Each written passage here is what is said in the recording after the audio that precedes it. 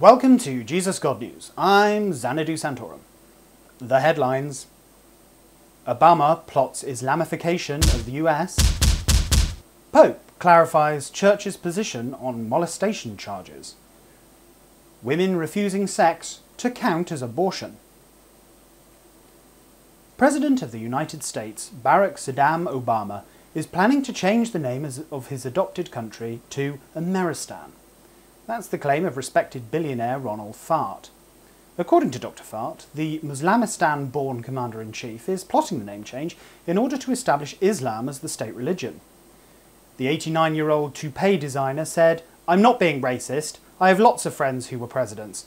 All I'm saying is that the Constitution bars the establishment of any religion. If he doesn't like living in a Christian country, he should go back to where he came from." When asked about the scandal at a recent press conference, President Obama laughed before calling Dr. Fart a deeply troubled man. The Vatican issued a clarification of the punishment sanctioned by the Bible in much-hyped cases of child abuse in the liberal media. The 40-page document was summarised by Cardinal Benito Garibaldi Biscotti during an interview. He said, "There is currently no specific prohibition against child rape in the Bible. However, as you can imagine, the Holy Father takes a dim view of that sort of thing. If, however, the perpetrators were to break the Sabbath and molest a child on a Sunday, you can be assured that the mighty hand of the Lord will be swift to administer justice, and the sinner in question had better enjoy reciting the Hail Mary devotion, if you get my meaning." Police officers currently investigating the church for harbouring paedophile priests couldn't be contacted for comment. The Prolife movement unveiled its latest campaign in North Carolina this weekend to an excited crowd of well-wishers in Moore Square. The group is to begin lobbying local and national government to classify sex refusal as abortion. If successful, the police will be required to arrest any woman who attempts to deny life to a baby by refusing to have sex. Campaign manager Randy Woodman said, "The excitement of knowing how many children we will help is overwhelming. The whole community has come together to support us.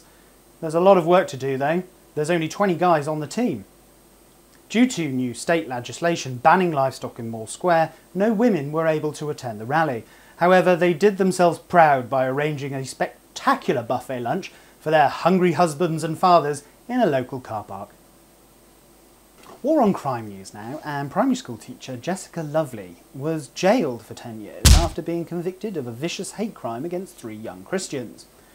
Thomas Stevens and Bruce Jackson, who were both 7, and their friend Freddie Thompson, who is 6 3/4, were attacked by Miss Lovely in December last year in the playground of the Cuddleford Primary School in Winterstoke.